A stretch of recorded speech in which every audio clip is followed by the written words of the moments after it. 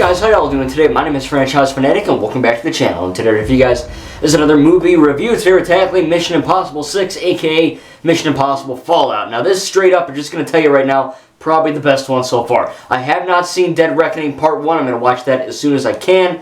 It's a very long movie, but I'm going to try to watch it ASAP. However, as you guys know, Mission Impossible, since I've been starting with the first one and moving on to the sixth one now, they've gotten better, especially since 3 over time, right? I think before watching 6, 3 was my favorite. I think that you can watch, watch my review, but the action was great, the story was great, the acting was good, everything was so good in Mission Impossible 3, and then it just kept getting better and better and better until we get to 6. And Fallout is definitely, I think, the best so far. I mean, maybe the story isn't as close in terms of like, ooh, I don't have a wife, but it's like, ooh, I feel that, when I do get married eventually, hopefully, it'll be like, ooh, I see that, I get that now, what Ethan's going through. And this one kind of has that same thing to an extent, maybe not as strong, but I just got to come up with the negatives first because there's so much to freaking love about this movie. I don't like how they do the opening. It's like they play the song and all that, and they got the credits and all that, but I don't like how they kind of show a lot of the film before you see it. It's kind of weird. It's like watching a movie trailer, but they spoil even more stuff. I get it. It's supposed to be exciting and action-packed, and, it's like, oh, look at this. Here's a preview of what you're going to be watching. It's going to be so awesome.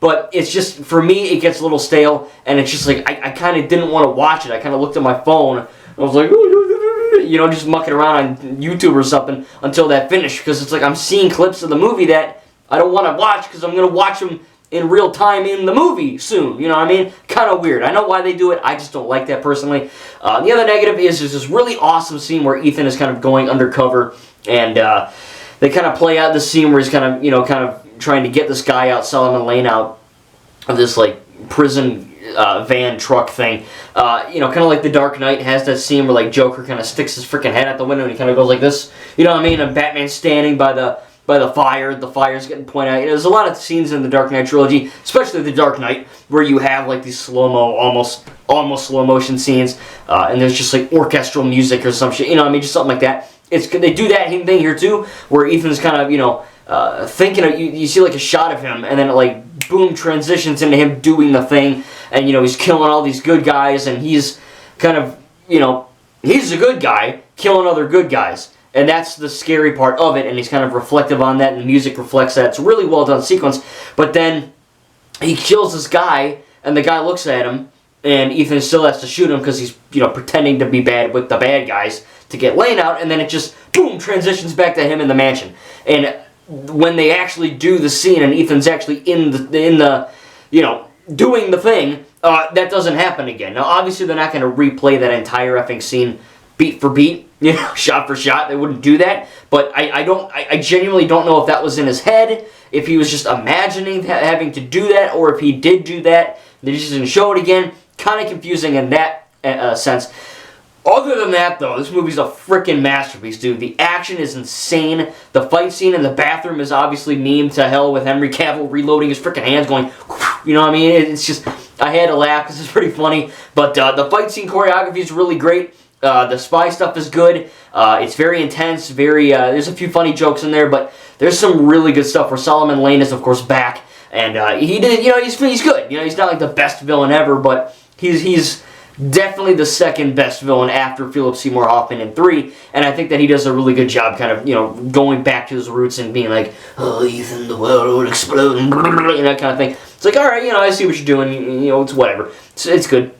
But Ilsa Faust is back. You got Luther Stickle, you got the whole gang's back, and they're all really, really good, of course. Really great action again. A lot of twists and turns, obviously, with the masks and just the, who's who in general. Obviously, we all know this now. Henry Cavill's the bad guy. He's literally in the trailer shooting at Ethan. But they do a good job, even though I always knew he was the villain, they do a good job of when Ethan and the IMF team finds out, it's like, oh, It's not like, yeah, no shit, stupid. It's like, oh, yeah, I'm with you on that. Like, I could see how you could think he's a good guy and all that, so I think it was really well done. Of course, everyone's great in the movie, but really the biggest part of this film, obviously, are the stunts, right? That's in every Mission Impossible movie. Now, you can have the best stunts in the whole friggin' world, the coolest, most awesome stunts ever, but if the movie's trash, that doesn't really make a difference. Thankfully, this movie is not trash. It's, like I said, probably my favorite.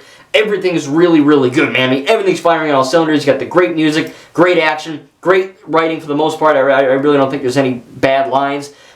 Just everything about it just feels like a, I don't know. It's like they put all their budget and all the resources into making this like the best one yet. And it's great, like I said, it's crazy. Ever since 3, they just consistently get better and better and better. It's really, really awesome how they could do that. Again, that's how movies in a franchise should work. This should get better over time. But it was just crazy because 1 and 2 are, they're fine, they're good. But then 3 onwards, like, oh my god. And then it kind of culminates in 6 so far. Again, I haven't seen Dead Reckoning yet, but it's really, really good stuff. But the stunts are, again, what make the show here. And again, Tom Cruise, even though he is a bit of a weirdo in real life, he's good in this, right? I mean, he's pretty good. I mean, he's good as Ethan Hunt, right? I mean, all the stuff that he's doing from, the Halo jump, which the Halo jump is good because he actually did do the freaking Halo jump out of the craft or helicarrier, the freaking whatever, the plane thing in the sky. And, shout out to the camera guy, too, because the camera guy's got to effing, dive out and film him doing this stuff. And then, it's a great stunt, and then it kind of gets a bit bogged down with CGI with the storm, and, Ethan kind of deploys the parachute at last second, and it, gets clipped on something, and he kind of, he kind of, like, shoots forward and smacks into the freaking wall or whatever, and that, you could tell with CGI, they're obviously not going to smack Tom Cruise at, like, 60 miles per hour against a brick wall.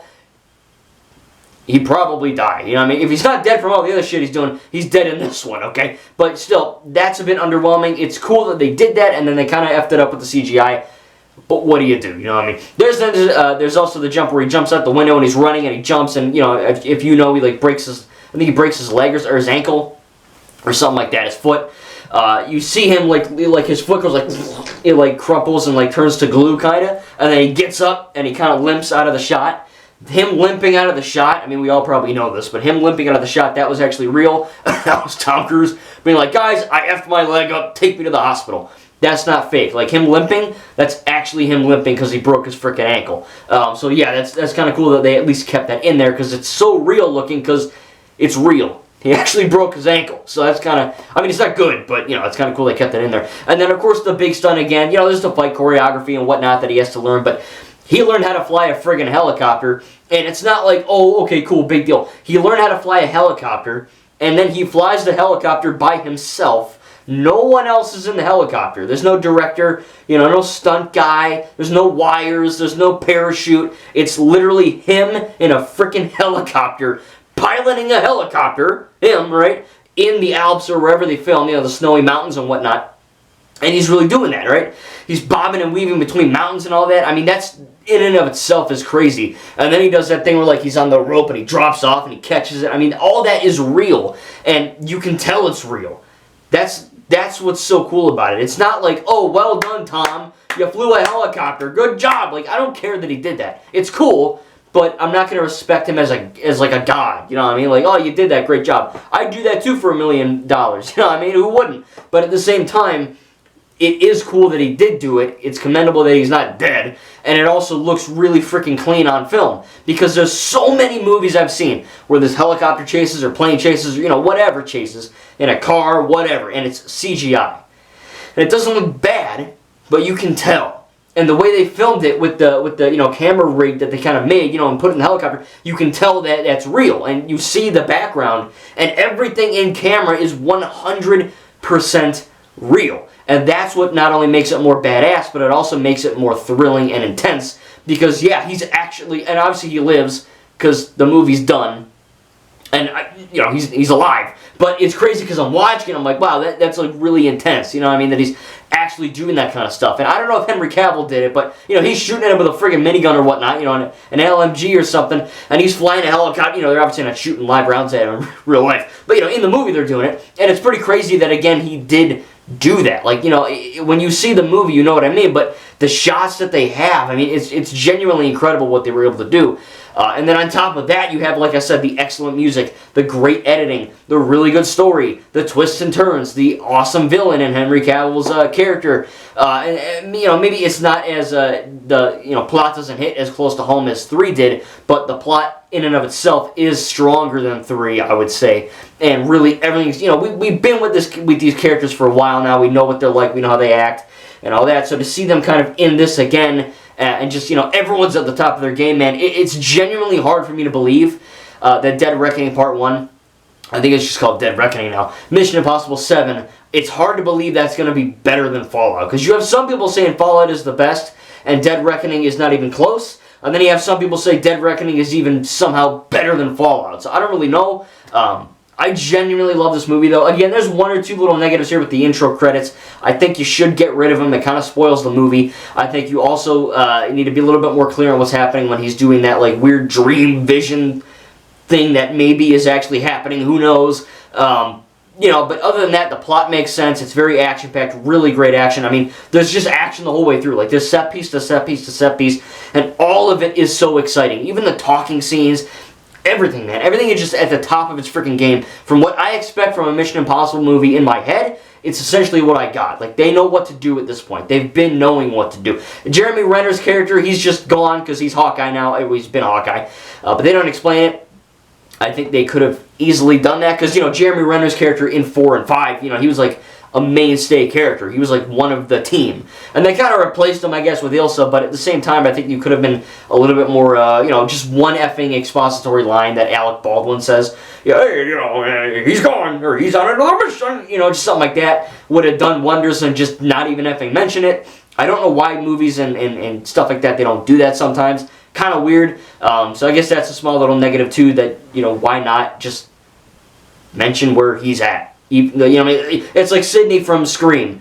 She left because she cried about not getting paid money or whatever happened in real life, and they did a good job of explaining, hey, she's out of the game, she's gone, she's done with the Scream shit. She's done with Ghostface. So I think you could do that in this as well. Kind of did the same thing with one of the MonsterVerse movies. I think it's Godzilla King of the Monsters. I think they kind of don't really mention the Brodies or whatever from Godzilla 2014.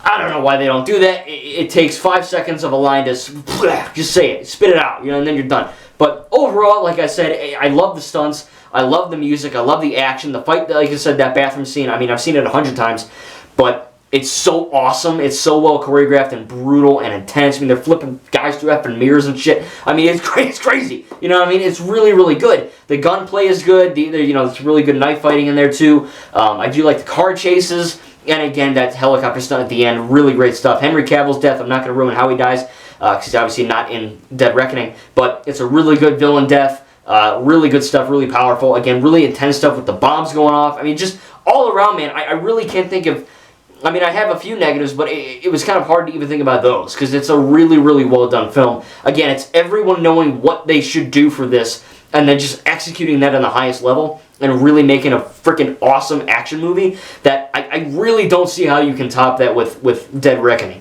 I'm going to watch it as soon as I can, maybe even tonight at the time of recording this, so we'll see. My spring break is almost done, sadly, so it's back to school in a day or two here, but I am excited to see what happens next, and after that we will be done with Mission Impossible after Dead Reckoning, and then I'm going to be reviewing the Avatar live action show. I got that. I've got Spider-Man game reviews. I've got a whole bunch of fun stuff, and I can't wait to do all of it. But yeah, man, Mission Impossible Fallout, man, I almost said Dead Reckoning. Fallout is a really good movie, and like I said, it's genuinely hard to believe how they can top that, because everything they did in this movie, for the most part, is pretty stellar. I'm going to give Mission Impossible Fallout an A, just shy of an A+. There's a few things that I take out. I would give it an A-. Normally, I can kind of bump things down for every negative I have, and I think I had 3, but the intro, I don't really want to call that an objective negative, because it's just something I don't personally like. It's not like, oh man, the music cut out, or oh man, that editing was really bad. There are objective flaws, which should be mentioned as flaws, and then there are flaws that are subjective, which would be the intro. You might like the intro, I don't, because I feel like it ruins the impact of the rest of what I'm seeing, because I'm seeing it in the beginning and not during the movie, but still, I really did enjoy it, and it's a very rewatchable movie. I can't wait to watch it again. I can't wait to watch all these again, man. They're really great, and I'm very glad I got into them. And we only have one more one more left until we do Mission Impossible 8 or something like that. Dead Reckoning Part 2, who knows? I think it's coming out next year. I don't know if it's the last one, who knows? I mean, Tom Cruise is getting older.